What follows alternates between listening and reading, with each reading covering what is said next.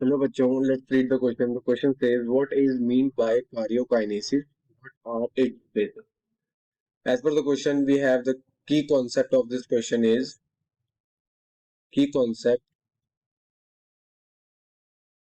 of this question is mitosis or karyokinesis. Mitosis या karyokinesis के बारे में पढ़ेंगे और जानेंगे कि इसकी फेजेस क्या हैं और ये क्या है, इससे क्या समझा जाता है.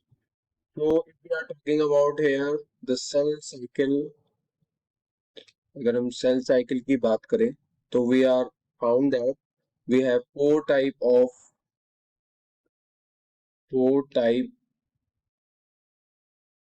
four stages in the cell cycle, in which there are three stages: G1 phase,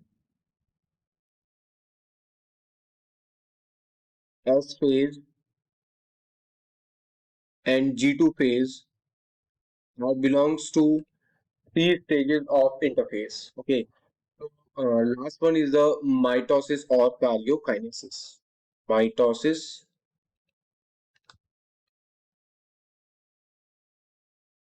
or karyokinesis.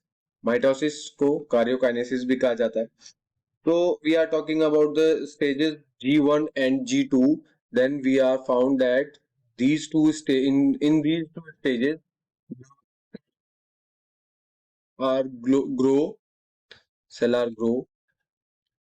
यहाँ पे सेल की ग्रोथ होती है, सेल ग्रोथ होती है. और अगर हम बात करें यहाँ पे एस फेज की, तो यहाँ पे डीएनए रेप्लिकेशन होता है. क्या होता है? DNA replication. ओके, तो the last one is mitosis और कार्योकाइनेसिस. इस स्टेज में डिवीजन ऑफ न्यूक्लियर मटेरियल होता है. न्यूक्लियर मटेरियल का डिवीजन होता है. न्यूक्लियर मटेरियल न्यूक्लियर मटेरियल का डिवीजन होता है. If we are talking about the karyokinesis stages, karyokinesis की स्टेजेस की बात करें, क्योंकि क्वेश्चन में बोला है कि इसके फेजेस की बात करें, तो यहाँ पे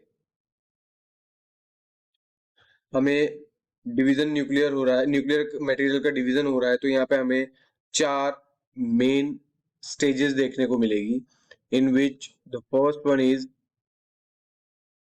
प्रोफेज. प्रोफेज की बात करें हम, तो हम यहाँ पर देखेंगे कि न्यूक्लियर मेम्ब्रेन क्या हो जाती है, सेल की डिसअपियर हो जाती है. Disappear the nuclear membrane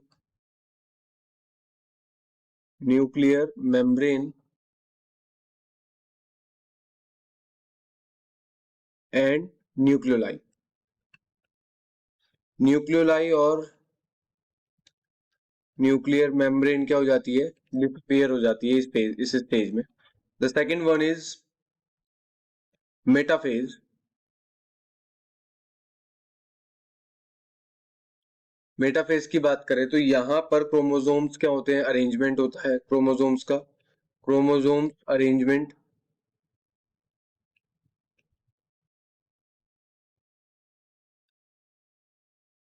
okay, third stage of this phase, anaphase. Anaphase the third stage of this phase. Anaphase में क्या होता है? सिस्टर क्रोमेटिड्स क्या हो जाती हैं? म्यूचुअल रिपल्सल करने लगती हैं. Sister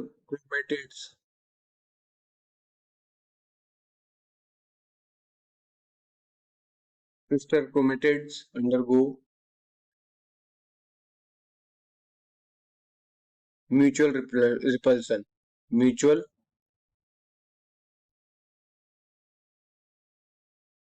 repulsion.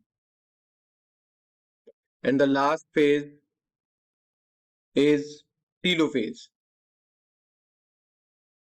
where we can see the nucleus, nucleolus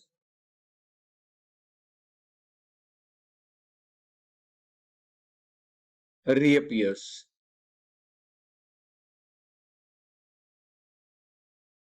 okay, यहाँ पे न्यूक्लियोलस क्या होता है, रीअपियर होने लग जाता है, फिर से दिखने लग जाता है.